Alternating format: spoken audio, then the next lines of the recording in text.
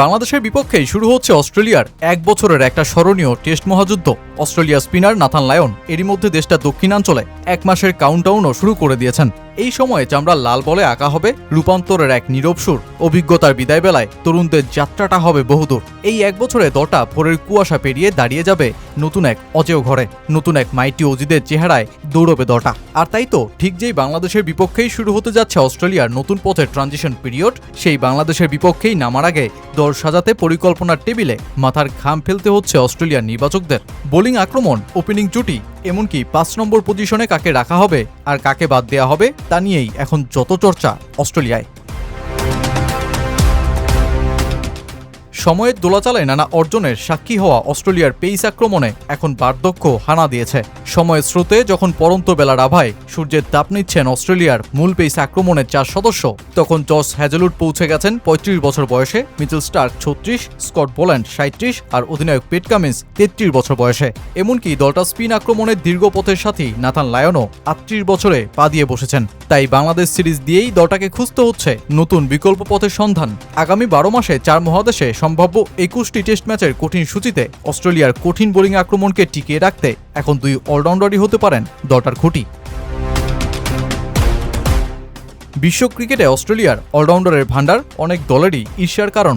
আর তাই তো অন্যরা যখন হন্যে হয়ে খুঁজছে অলরাউন্ডার কিংবা বিকল্প অলরাউন্ডার, তখন অস্ট্রেলিয়ায় একসময় একই জায়গার জন্য প্রতিদ্বন্দ্বী ছিলেন ক্যামেরন গ্রিন ও বিও ওয়েবস্টার। তবে এখন পরিস্থিতি বদলেছে, কারণ দলে মূল পেসারদের বয়স বেড়েছে। তাই তো বাংলাদেশের বিপক্ষে অস্ট্রেলিয়ার ডারউইন ও ম্যাকেতে যেই ২ ম্যাচের টেস্ট সিরিজ শুরু হচ্ছে, সেই দলে ক্যামেরন গ্রিন ও বিও ওয়েবস্টার একসাথে খেলতে পারেন। এতে মূল পেসারদের ওপর চাপ কমবে, এমনকি রানও আসবে।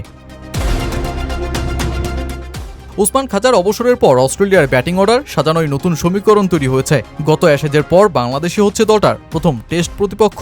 অস্ট্রেলিয়া ওপেনিং পজিশনে ব্যাপক পরীক্ষা নিরীক্ষা চালানোর পর ট্রেভিস হেড ও জ্যাক ওয়েদারাল্ডের জুটিতেই স্বস্তি পেয়েছে। গত অ্যাশেজে এই জুটি ৪ বার ৫০ রানের বেশি জুটি গড়েছেন।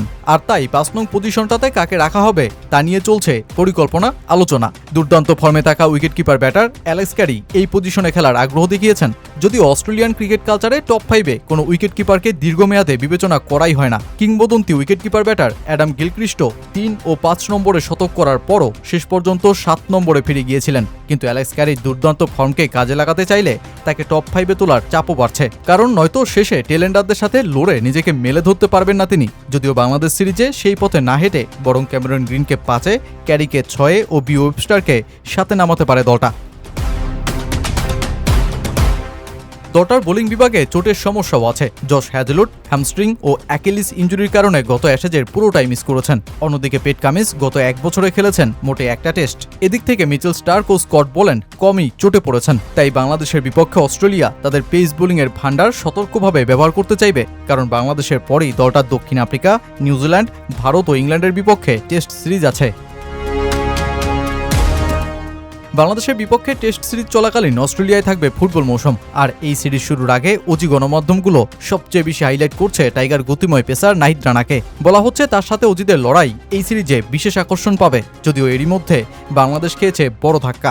জিম্বাবুয়ের বিপক্ষে সাইড স্ট্রেইনে আক্রান্ত হওয়ায় অন্তত ৩ সপ্তাহ তিনি মাঠের বাইরে চলে গেছেন। তাই এই স্মরণীয় অস্ট্রেলিয়া সিরিজের আগে ম্যাচ অনুশীলনের সুযোগও খুব একটা পাওয়া হচ্ছে না টাইগার এই পেসারের।